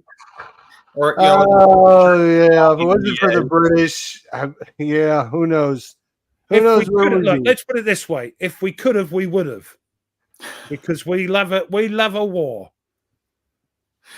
Oh man! Especially if the French are involved. No, they're on their side. Damn. Right. Well, I will say there's not much going on with this week's 10 games. Not a lot to really talk about. Here's our hurricane we got coming. But number 350, we're going to assume it's 350 to 341. Battle for Germany, 2 to 4 players, weight 2.13. I don't know anything about this one. Yeah, this is the decision game. Well, this is originally an SPI game that Jim Brannigan did, where you play. Yeah. It's 2 players, but one plays the Western Allies and the Germans on the Eastern Front, and one other player plays the Soviets and the Germans on the Western Front. No, that's called Downfall. Right? Yeah. This is the first iteration of that concept. I think this is the first decision games version of it. Right. I could be wrong. No, I've not heard of that. I agree with everything you said, Nate. I'm not arguing a word. Someone in the chat tell me if I'm wrong or not, please. 349 Warhammer 40K Kill Team. This is probably another one of the 65 Warhammer miniature systems out there. Yeah, it's warm koi. We're not used to it over here. That's these are some nice looking bits. Oh, Meandering Mike says the SPI version of Battle for Germany is tied for my favorite game, he says. Oh, nice. Very cool. I think this Kill Team thing is more a tactical, smaller thing rather than All right. 348. Look at what we got again. It's coming down with us. It keeps coming down with us. VJ Anagara. David. The subject is so unusual. That's why I like it. Yeah. Must be getting some votes out there. So hey, I think this is the 3rd time we've seen this game in our list. Ace of Aces. Oh, I remember this coming out. Rotary series. Yeah. 2 little books. One had one for you, one for me, and you look through. Look at that. Look at the shape the books are in. Wow. Yeah. Those are immense shape there. I got a feeling though, my dad's version had soft bound, so you could flick through them. That's hard, but it might be the reissue one. But look, yeah, see, like you go, okay. Oh, there's Ruff playing with his dad right there. Yeah, brilliant game. All right. 346, The Mission, Early Christianity from the Crucifix to the Crusades. Mm-hmm. You're not going to see that title very often. Woo. Well, if you want to see playthroughs of it, Tweez has done one. Yeah. I've fiddled around with it, and I do like it. It's an interesting game. I mean, solitaire game, Nate. Do you realize it's solitaire? Right. Yes, but it's Ben Madison. Ruff, fist bump. We're making him a solitaire gamer, man. Fist bump. All right, there you go. Oh, I could sip it. Come on. Oh, yeah, gotcha. Right. All right. See, we're going to change him into a solo gamer after nothing all. Wrong, because they're great. Historic Wings says the originals were softbound. That's right. Yeah, I wasn't going mad. Yeah. I really like Ben Madison games, so he does a good game, doesn't he? Mm-hmm. Very good games. Oak Kill Team is probably the most economic way to get into 40K. Good to know. Soft Mounds. There we go. Aces. Okay, just catching up. Great Battles of History game covers the Crusades. Yes. Well, right. you've got Men of Iron and the Infidel. Yep. Not as crunchy as GBOH, I must admit. All right, we got World of War from Lock and Load. Everyone drink except for people don't have a drink. That's Mark's version.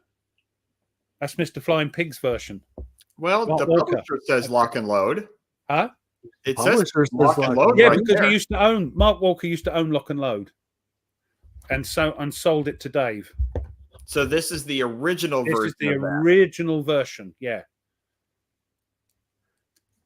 Still Lock and Load. Oh hell! Right. Cheers. He just doesn't want to. It doesn't. He didn't want to drink. What's up with that? Well, no, do yeah. And Mark Walker's a great guy. You know, He's afraid he's going to run out of his box of wine. No, it's not boxes of wine. I don't do that anymore. I've got a bit of jam shed tonight. Oh, Bit of charades, nice. Australian jam shed. Let's see, 344, Kingdom of Heaven. This is the second one on the Crusades in the 340s. Kingdom of Heaven's the Crusade States, 1097 to 1291. Woo! Multi-man publishing. Card I can understand that Nordic. It's not as crunchy as GBOH. I can understand it, but it's a nice, it's a good fun There's game. a lot of counters there. Oh, blimey, stack of vision there. Wow. Area was it point-to-point movements? Yeah, it's a CDG. Oh. Kingdom of Heaven. See what the price is going. Oh my gosh, $110 for a game. Well, it's obviously out of print, and it's Mr. Weird, No. yeah. Oh, I can't remember what's the MMP game they did on the 100 Years War. Similar to Kingdom of Heaven. Somebody will put it in the chat. Somebody for in the us. chat will know. Somebody in the chat will. 343 is Hold the Line. Came out in 2008. It's from Worthington. There's a lot of games in this series. Looks like a print and play game back in the day. Good Lord. Warriors of God. That's it. Thanks, Blue Tweez. There you go. Yeah. Warriors of God. Yeah. Thank you. Is that the one you've got? Yes, it is the one yes, I got. I thought it was. Yes. Yeah, I got that, Nate. Oh. You got the game? No. Is that one of them that's going to be in the August sale? Do you want that game? Hold the line. Oh, no, don't. Interesting. Don't have a 100 Years War game. 342. Oh, Time of Legends. Joan of Arc. Speaking of the 100 Years War. Wow. Yeah, it's like timing is everything. It looks like a miniatures game. And it is. Don't know much about this one other than it's got, miniature stuff. Looks like I don't do miniatures. It does. It looks like Lord of the Rings, doesn't it? It looks like Hobbiton or something. A little bit. Yeah, a little bit.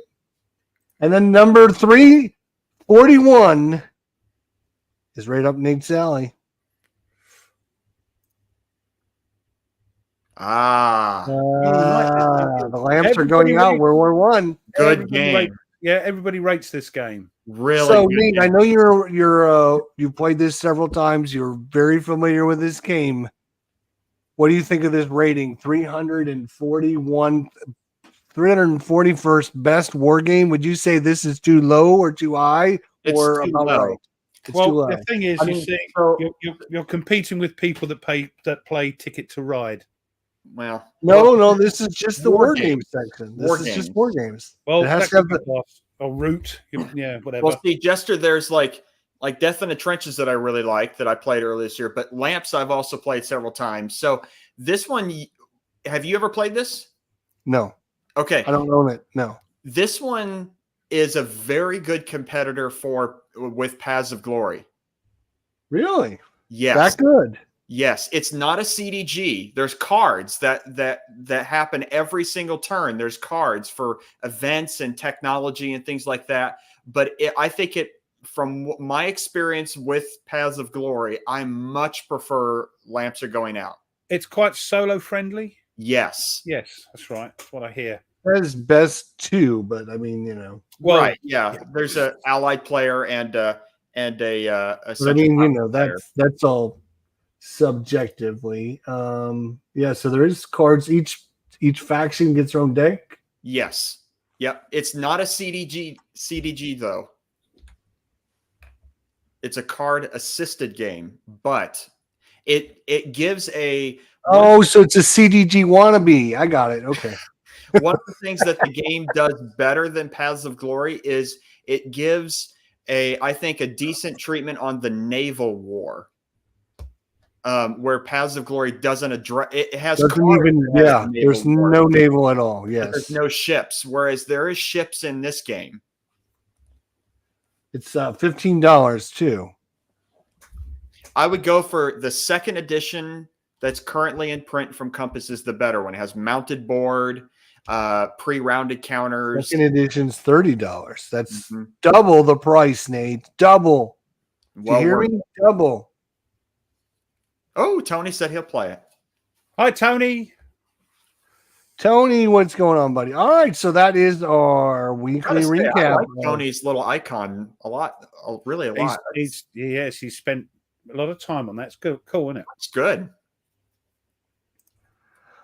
All right, well, our subject this week, boys and girls, is all about your holy grail. We're talking about the games that you wish you had. And of my list, I think I've previously owned 2 of the 5 games that I have on my list again. One of the games really makes me upset because Ruff owns it and I don't own it. I gotta find my thing. Where'd my thing go? I have an actual document. Do you guys have a document? No, you guys don't have documents. What are we talking about? I have them all on tabs. All right, who wants to go first? Nate, you go first. I'll go first. So All right. In no particular order, mine, by the way. let's see if I can share screen. Yeah, if you want to share your screen, that'll be great. I can. Everyone, get your magnifying glasses out. We can tease him now, Ruff. No, yeah, it's nice that you're saying it about somebody else. That's cool. Let's None of try, mine, since the first time, have needed magnifying glasses. see if it comes up. Oh, really? Red Strike. I'm really interested in this game. It's heavy. Yeah. Talking That's- to the designer at PunchCon, he would talk me through some stuff, but even so, it's like, God, there's a lot to this. There's a lot to this game. You need time. I haven't got time at the moment. I've got it, yes, but I think it's one you need to set aside some good time to sit and learn it. One of the things that really Obviously, Tony can't follow directions here. He's 2 days ready for the Grail game that I own. one of the things that really interests me about this game is that it deals with the naval part of the Cold War, which like I have the Third World War series, but this one really interests me. Well, you see that the Gold Strike, which it's sort of loosely or homage to, has a lot of naval stuff in it as well, you know, around the Gulf and all that sort of thing. So, yeah. Okay. Ruff. What do you got, Ruff? Let's have a look. Where are we? Nordic, yeah, the coming storm. I think there's. Oh, gonna you've be got storms coming, have you? Dear. This is a game I've always wanted, and I haven't got it because it's an expensive out of print game that's a classic in some people's eyes, and it is. Where are we? This one.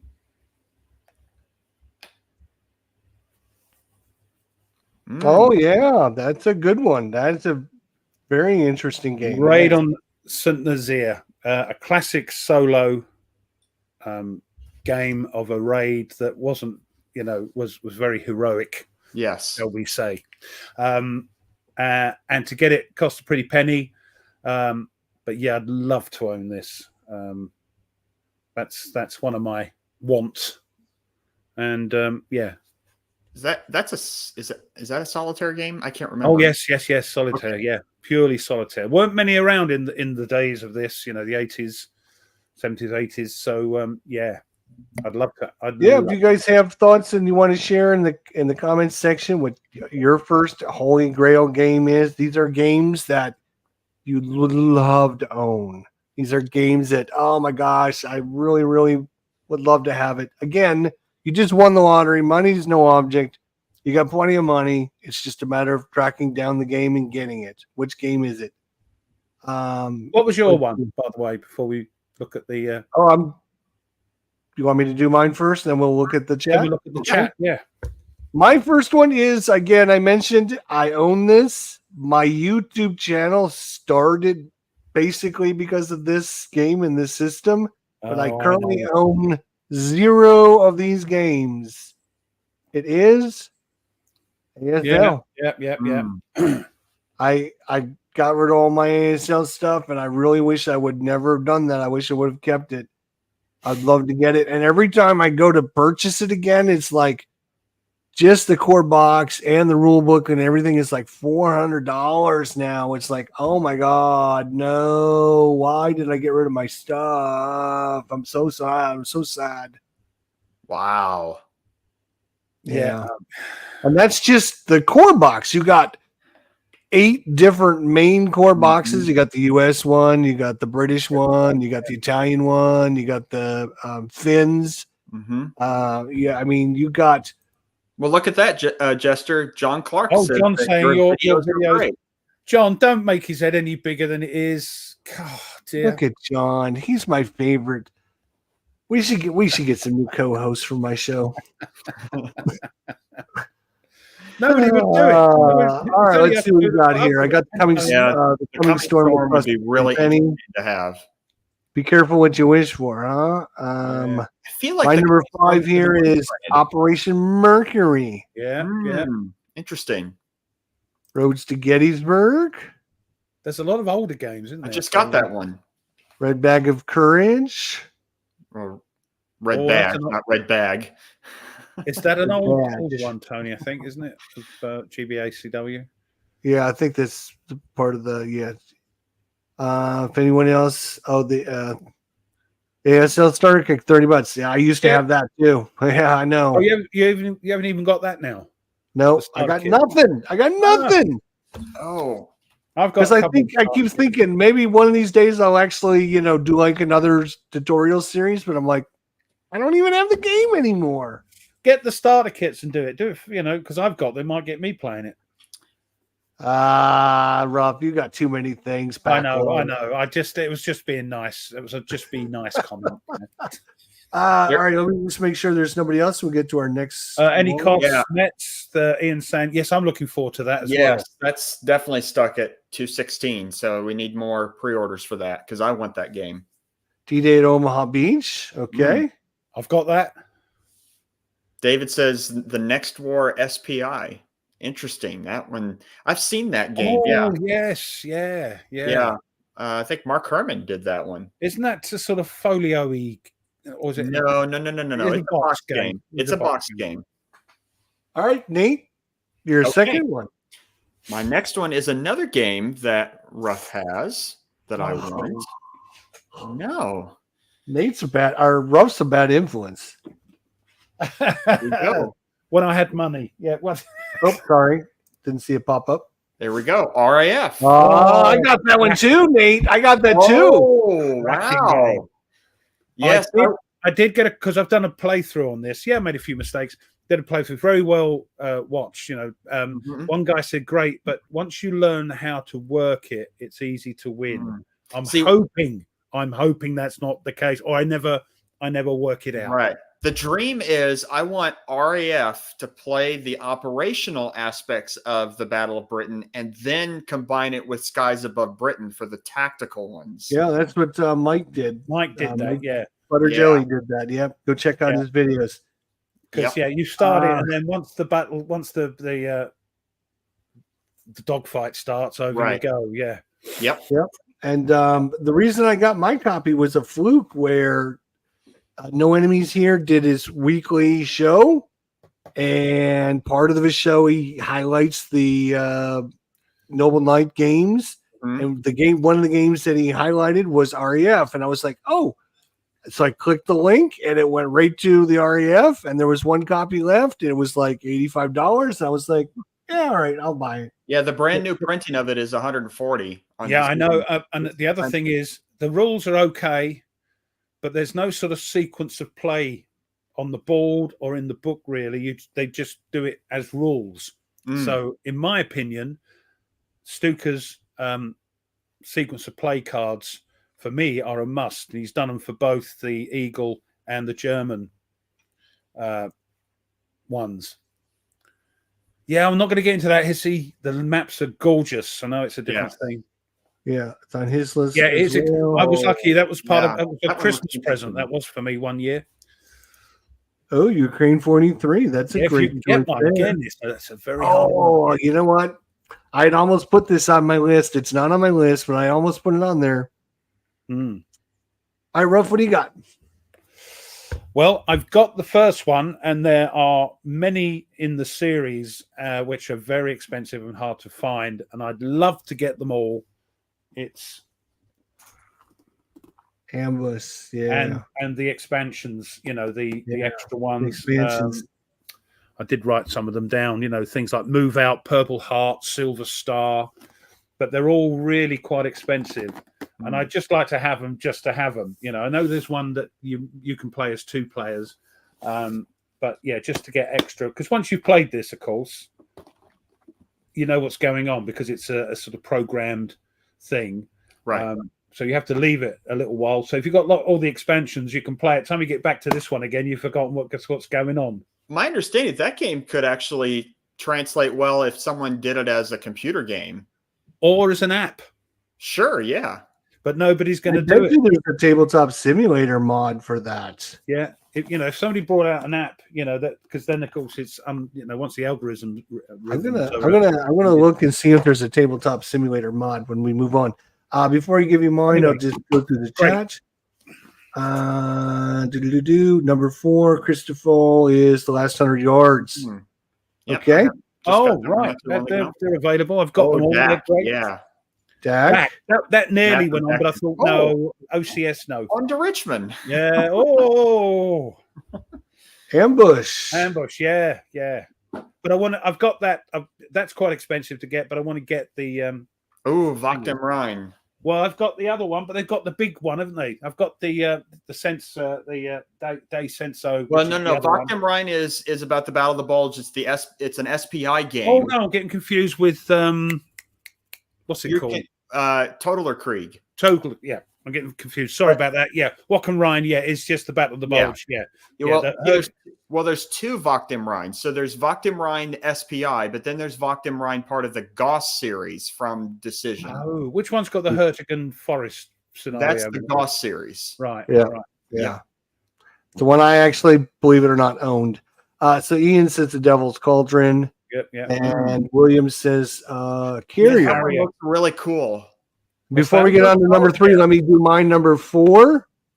It was actually just mentioned. And I'll share my screen. And it is from a system. I actually have its twin game, and I'm one of the few people that actually still have it. It is The Devil's Cauldron. Oh. Yes, they're reprinting this, but I'm not going to get the reprint because it's going to be extremely expensive. And there's a lot of stuff in it, I must admit. I'd like to get the old version, which matches my Where Eagles Dare, the original. That's GTS, isn't it? GTS, yeah, the original GTS. But this game, to find the original version of this, is like $300 or so. Their latest GTS game almost convinced me to get into GTS. The DD or the the Utah Beach one. Utah Beach, yeah. Trying to remember what the name is. The Greatest Day Utah Beach, but it's $300. It's a daft amount of money, isn't it? I mean, it's like the one I don't know. We'll see. Sorry, Nate. Having said that, you've got the the Daisenso.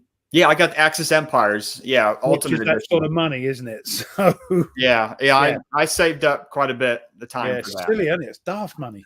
Mm-hmm. All But right, if you number want it, you want 3, Nate.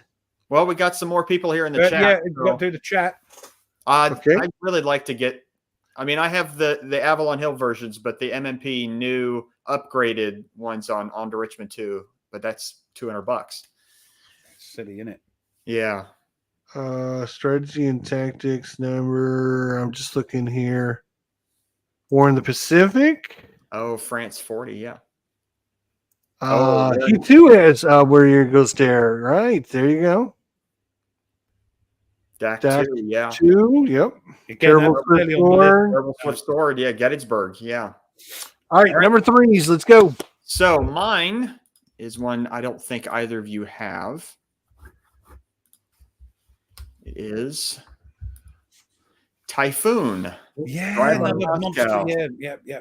This is part of the East Front series from GMT and Vance von Boris. This is currently the Army Group Center has been reprinted, and Army Group North and South are on P500. Yeah. I think Army Group South is going to come next year, at least from what I can tell from the newsletter. Typhoon's not yet on the P500, but I'm pretty sure it's going to be reprinted and redone at some point. But this one really, really interests me. And it does cost quite a bit. But I'd love to have all of the East Front series to really get a sort of deep look at the Eastern Front.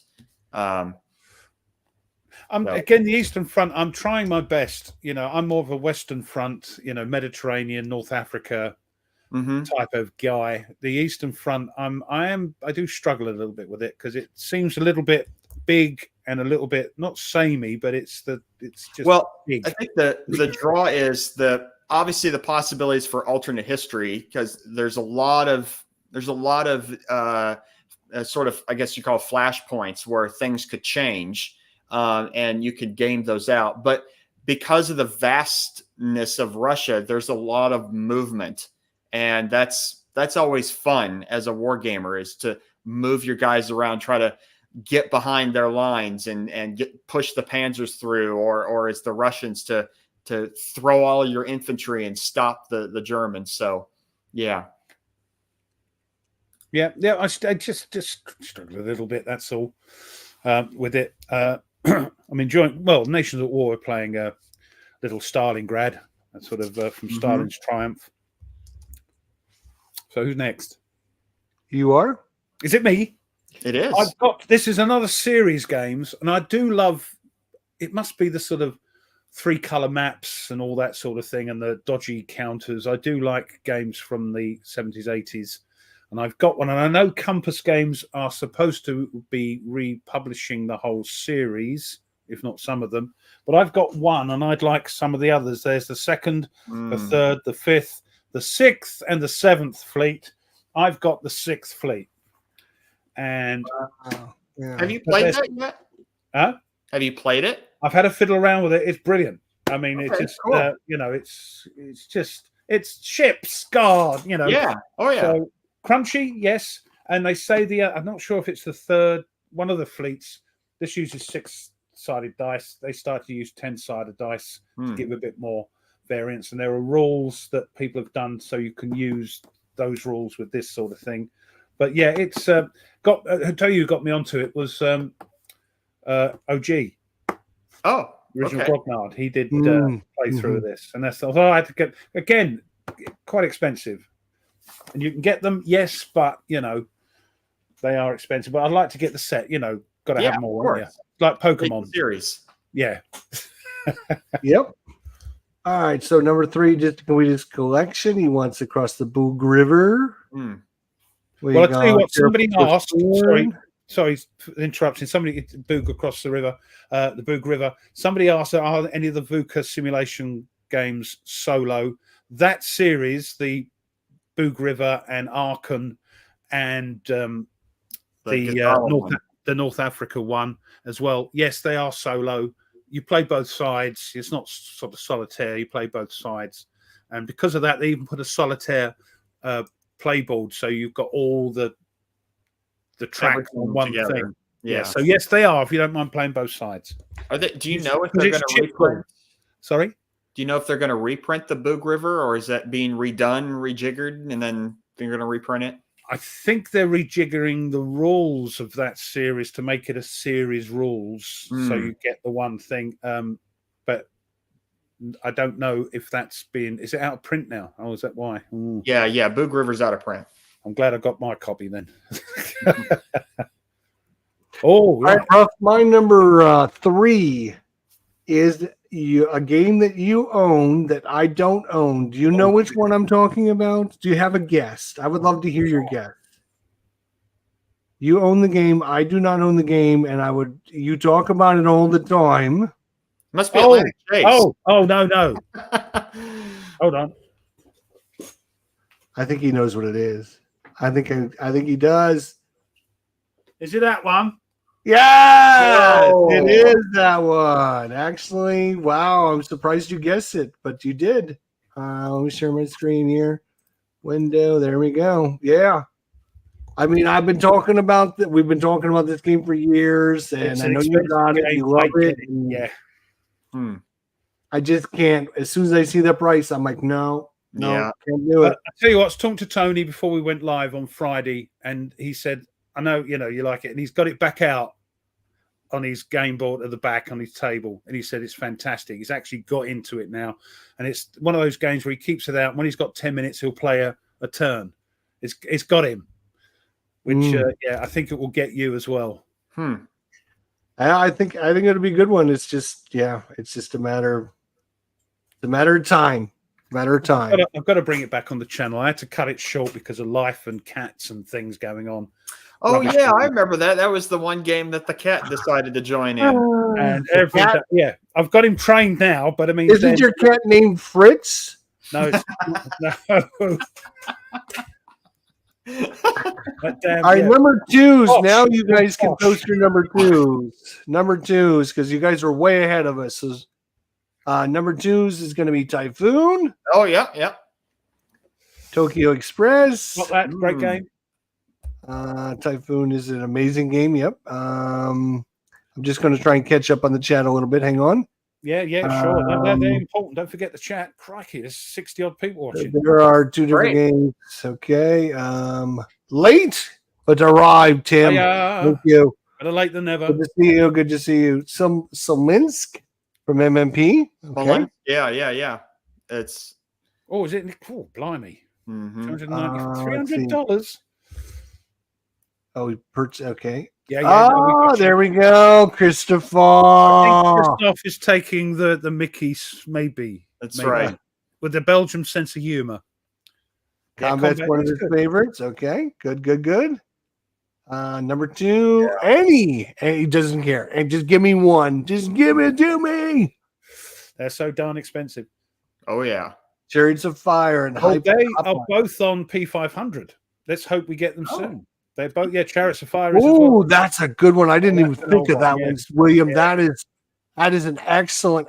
It is the U-boat sim one that's the old version, and it's really looks good. That would probably be on my list if I would have remembered that one. Advanced Third Reich. Yeah. Third Reich. Operation Typhoon. 88. I don't know that one. I'd have to look that one up. Next one. There you go. War Galley. Oh, yeah. If you like ships, which I do. ASL probably use it. Yeah, there you go. Another ASL. ASL, yeah. All right, let's get to our number 2s. Nate. Okay. All right. Let me share mine. So this one is currently available. I'm just waiting for the compass sale. This is the reprint of the original thingy. Correct. This is the designer signature edition of Fortress Europa. Yeah. And I think there is Stukajo sequence of play cards for it as well. The man's a legend. That's right. Exactly. A legend in his own time. Yeah. And but this game really interests me. I like having that I like the concept that it covers the entirety of the Western Front, both not just D-Day, but it also includes D-Day and Operation Dragoon in the southern south of France, and then all the way to the West Wall and into Germany. So, yeah. And the neat thing too is in this game is that the Allies don't have to land where they did historically. They can choose to go somewhere else, which is neat. So that's my number 2. Christoph, don't worry, man. We're all there. You know, we learn as we go along. So just don't let it overwhelm you. You know, being a newbie, doesn't know the games for some of that we're talking about. You will. Just tick along in your own time. That's lots to learn. We're all learning. We're all so learning. Much to learn. Yeah, that's all right. Yeah, that's why we're here. That's why we have a show every week to help you out. All right, Ruff. This game is going to get a lot of what are you talking about? It's not a proper game, but I love it. And this game, I couldn't get a hold of it. The company didn't reprint it, and a few years ago, it was available on Board Game Geek as a print and play, and I printed everything for it. It's a daft little game. It's published by the same people that do D-Day Dice, but they haven't republished this.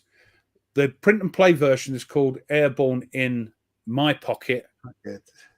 The retail version is called Airborne in Your Pocket, and I've got mine in a lunchbox. There's lots of stuff. I've printed it out. I just want to get... And the reason it reminded me is that Thomas from Historic Wings posted a picture of his new acquisitions, and he had like Halls of Hedra on it and Airborne. And I mean, there's tons of stuff. I mean, I made all the little tiles and printed them out and put them on the card. Nice.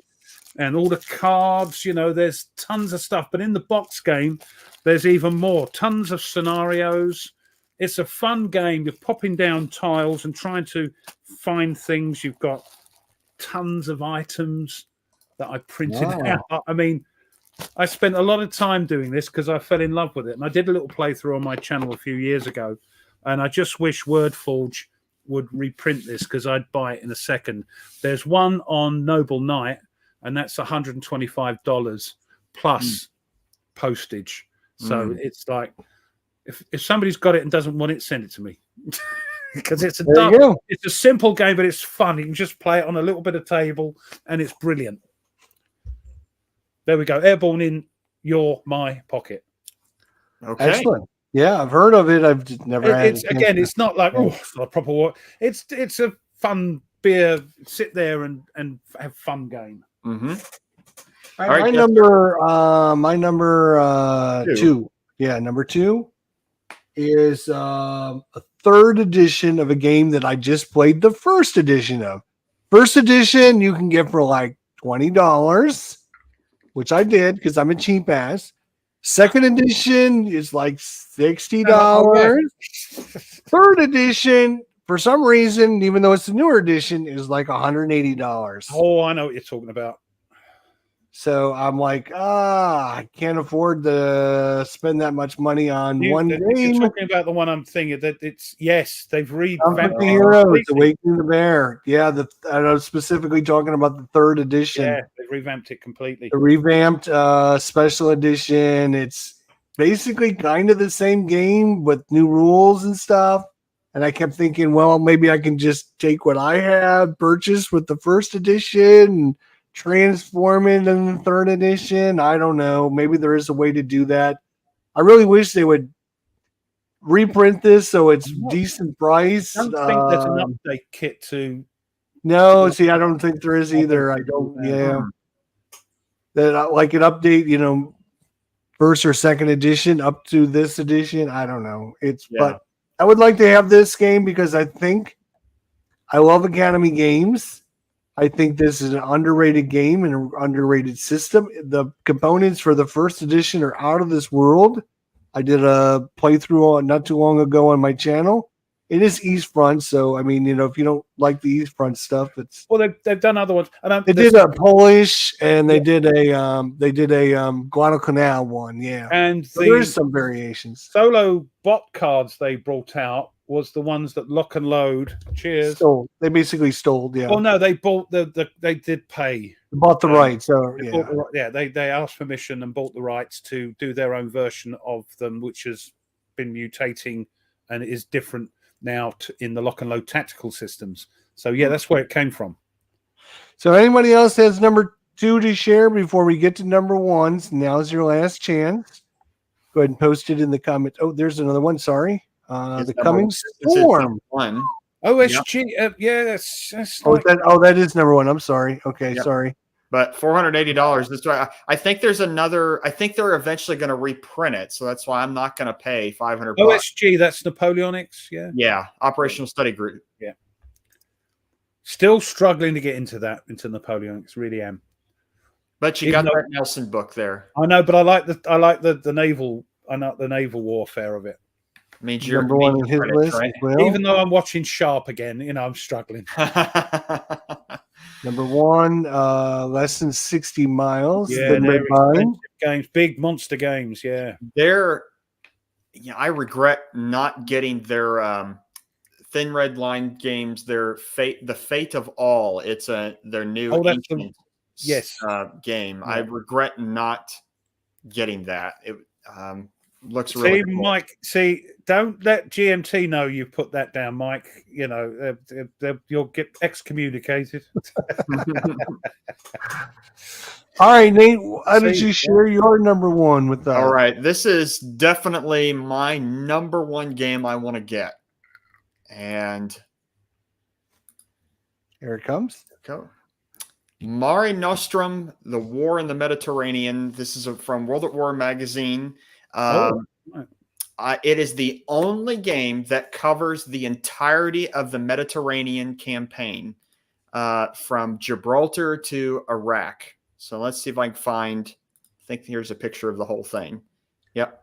So that's quite a biggie. It's a huge For a magazine game, yeah. Mm-hmm, yeah, and it covers the one thing I really like about the Mediterranean theater is you get North Africa with the tanks and the armies fighting, but then the bigger combat at the naval level of the different fleets, the British fleet, the Italian fleet, the Germans send U-boats, then there's air combat when the Germans send their Stukas to harass Malta and the convoys, and then the Germans invade Greece and Crete. So there's just a lot going on, and this is just one game I'm really, really wanting to get. So yeah, there's mine. Lovely. Let's see if we got Serpent of the Sea we talked about. Yeah, that's we're all less than waiting for 60 that. miles, another one for that one. Oh, huge game, Gareth, isn't it? We got I didn't Enemy Action Ardennes. I looked at people news and I thought about it. I think Didn't no, put 'em and on. I've watched a few things. I think no, I don't know. It doesn't do. But people love it. I'm not Good knocking for it. me. Yeah. Yeah. Okay, Ruff, what is yours? Well, it's a classic game that costs quite a few Interesting, David. bob to buy, and it's something I could never play on my own because it's a double blind system, so you have to have a referee with it while you're playing both sides. But it's such a classic game, and I would just love to own it. And let me get that up. Just because it's a classic game, just to have it in my So you could say it's in your it's collection. in my collection, and it's Flat Top, Wow. the classic game of carrier battles in the Pacific. I know very little about it because I haven't bought it. It's quite expensive to buy, but everybody that plays it says it's the best carrier battle game. I actually bought this on eBay about, I don't know, it's probably been 15, 20 years ago. Yeah.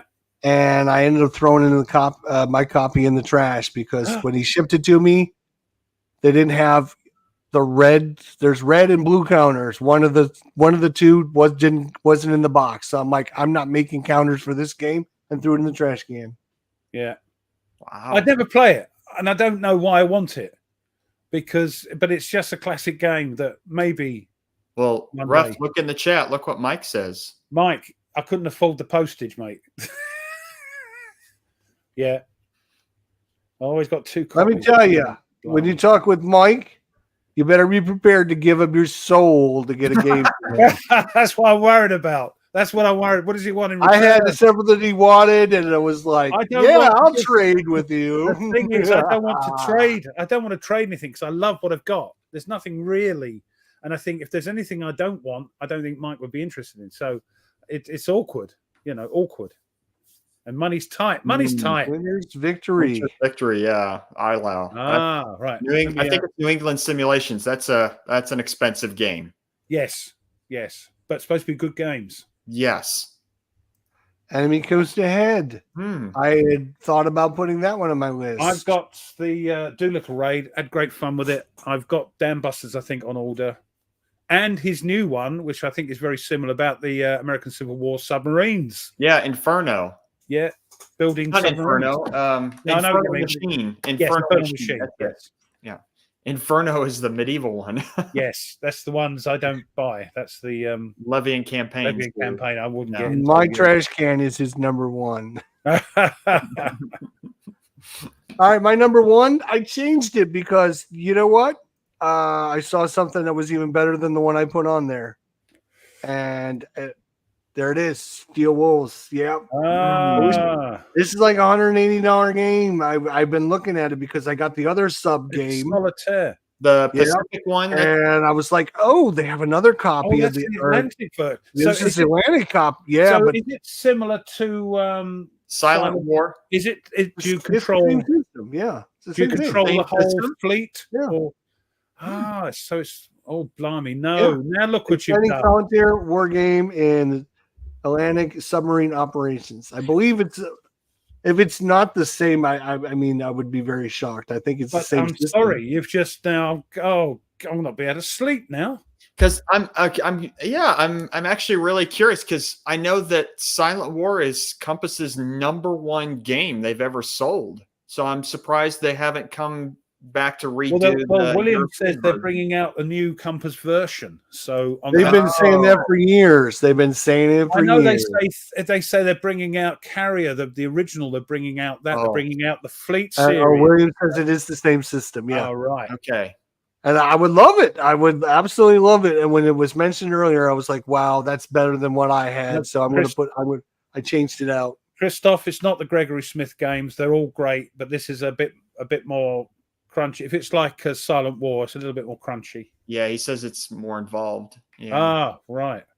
Yeah, this one I think was 2016 or 2017, and so it's out of print for like 5 years. So trying to get a copy it's like $185 on Noble Knight, and I had actually had it in my cart at one point. And I was like, no, can I justify $185 on this game? No. Well, I'll tell you what. Why not play Silent? You got Silent War in the end, didn't you?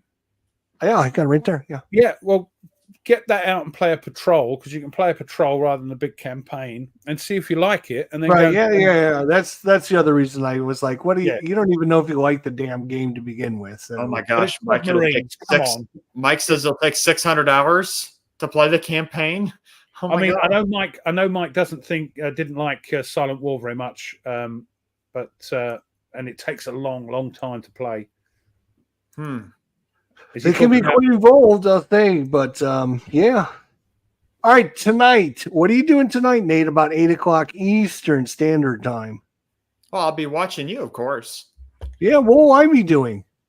Oh, you'll be playing a really interesting game. What is it, though? It is.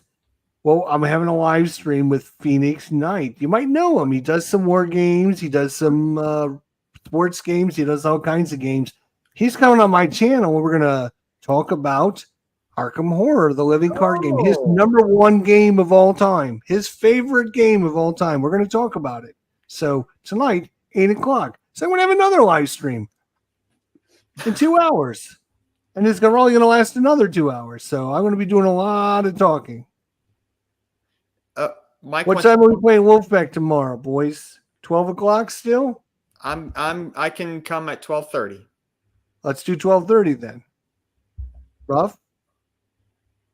12:30. That's 5:30. Yeah, that'll be okay. Yeah, should be okay. Yeah, because I mean, we've only got 3 turns, or Yeah. No, that's not fine. too much time left. I think it's going to go pretty quick. So I would say it's not even going to go 2 hours. I know Tony can't make it because he said he's out. He's not back. So who we get? Nerdy again? Yep. It's Nerdy. Yeah, nerd. Right. Yeah, nerdy. Right. All right. So that's the live streams coming up tomorrow here on my channel at 12:30 p.m. Eastern Standard Time. British time is what, Rough? 5:30. 5:30. Yeah. Half 5. 5:30 Half PM. 5. Yes, half 5. 5:30. What else is coming up on the old channels there, guys? Anything important? What are you doing? Nate, what are you doing? Ruff, what's coming on your channel? Well, still doing Skies Above Britain, loving it, but it's not a pain. It's just it takes a while. Hopefully, you'll enjoy it when it comes out. Might be out next week. Fingers crossed. And then what we got coming up? We've got Not a War Game Wednesday on a Tuesday, playing some more Mercus Noctis with Mike and Tony, and then Friday we're finishing off our Nations at War scenario, Little Stalingrad. So those are the problem with the Explorer. I think we play at a weird time on a Tuesday, like it's like 5 o'clock for me, 12 midday. I think some people at work. Yeah, it was. But the other one we're playing at 3 p.m. Eastern, which is 8 o'clock my time. So we get a few people on that one. So that's what's happening. Cool. I think that's on Sunday, of course, with the Finisher War Pack. Yep. What about you, Nick? And Nate, you actually sunk a ship. I did. I sunk 2. Oh, you sunk 2. Cool, Okay. Yeah, Gareth has watched Dust Boot because of watching Wolfpack. Yeah, I saw that. So you got how much tonnage you got to your credit now? I think we got 8 victory points and something like, I think 15,000 tons or something like that. Wow, So, nice. Yeah. There It's you go. this is the times that we've done. I mean, I've only played Wolfpack those 2 times, and already I'm hooked. I really like that game. Well, we're winning him over to the dark side.